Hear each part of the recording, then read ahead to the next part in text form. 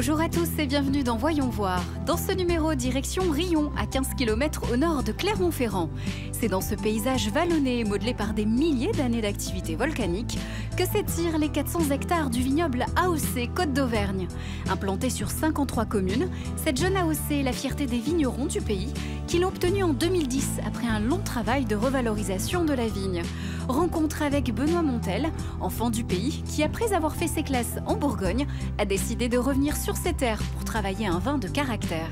Bonjour Benoît. Bonjour. Merci beaucoup de nous accueillir. On est sur vos terres, en pleine vendange. Alors justement, ces terres, on les connaît pas tant que ça. On est en Auvergne, mais concrètement, sous nos pieds, qu'est-ce qu'il y a ?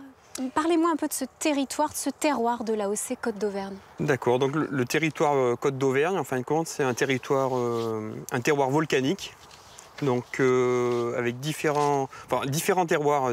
Les vignes partent du nord au sud, elles sont étalées sur 90 km à peu près.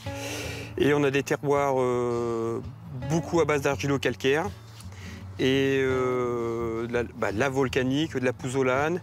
En fonction des secteurs, sur Châteauguay, on a plus des pépérites, donc c'est des grosses pierres de volcan. Dans le centre du vignoble, on a de l'arcose et on finit sur Boude avec de la pouzzolane en fin de compte, quoi. Quelle est la météo au fil de l'année? Est-ce que c'est plutôt clément? Souvent, quand on dit on va à Clermont-Ferrand, on se dit tiens, il y aura du brouillard, il va faire froid. Mais là, je n'ai pas l'impression. Non, on a un climat de plus en plus chaud en plus. Clermont-Ferrand, c'est quand même une cuvette. On a la barrière naturelle des volcans qui donne plein ouest. Donc ça nous protège des vents marins. On a très peu d'eau. Parce qu'en fin de compte, quand vous montez derrière les volcans, vous avez une verdure très verte, parce qu'ils tombent à peu près 1500 à 1000, ça peut monter des années jusqu'à 1800.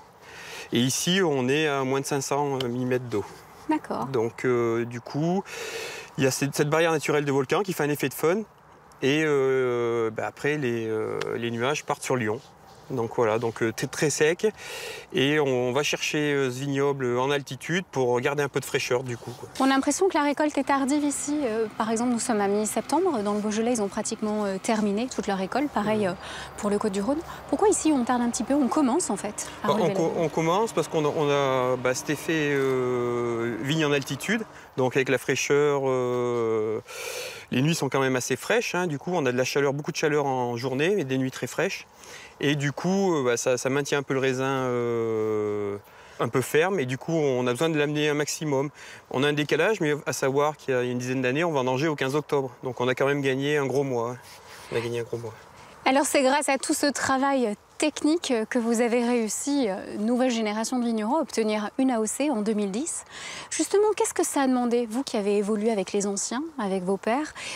Qu'est-ce qui a changé? Qu'est-ce qui a fait que vous avez obtenu cette AOC? On a obtenu cette AOC parce que les anciens ont quand même fait beaucoup de travail avant pour l'obtenir. C'est vrai que l'AOC, le dossier, je crois qu'il date des années 70 de mémoire. Donc c'était très très long. Et du coup, en 2010, oui, on a réussi à basculer en AOC. Et on a eu l'autorisation. Il y a des jeunes qui se sont installés, qui ont relancé un peu le vignoble. Une baisse de rendement.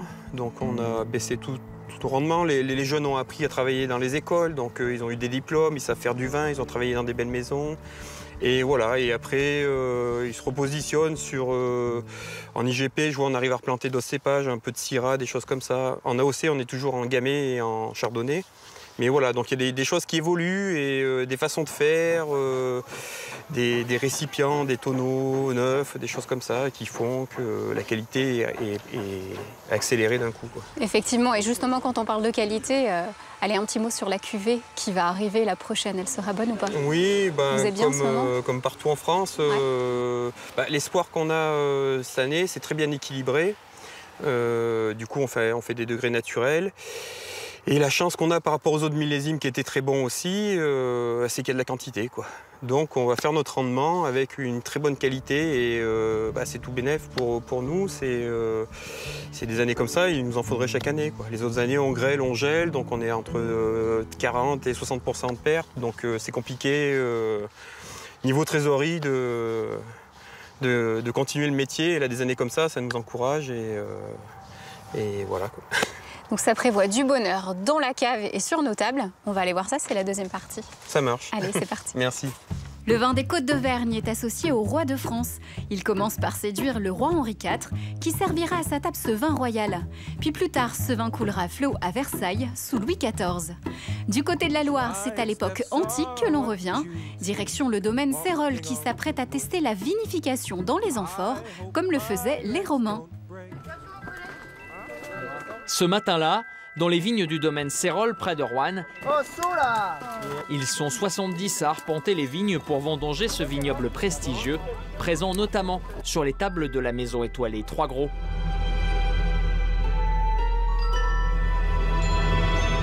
Un peu plus bas sur le domaine, au milieu des cuves en béton et en bois, un contenant venu presque d'un autre temps. Une amphore de 250 kg qui dort paisiblement sous le regard du maître des lieux. L'amphore m'a apparu comme l'un des meilleurs matériaux qui met de l'oxygène au vin quand même et qui permet de faire des vinifications naturelles sans ajout en bichonnant quelques centaines de litres par parcelle. Le but en même temps sur ce travail-là, c'est d'être sur une vinification au plus près du raisin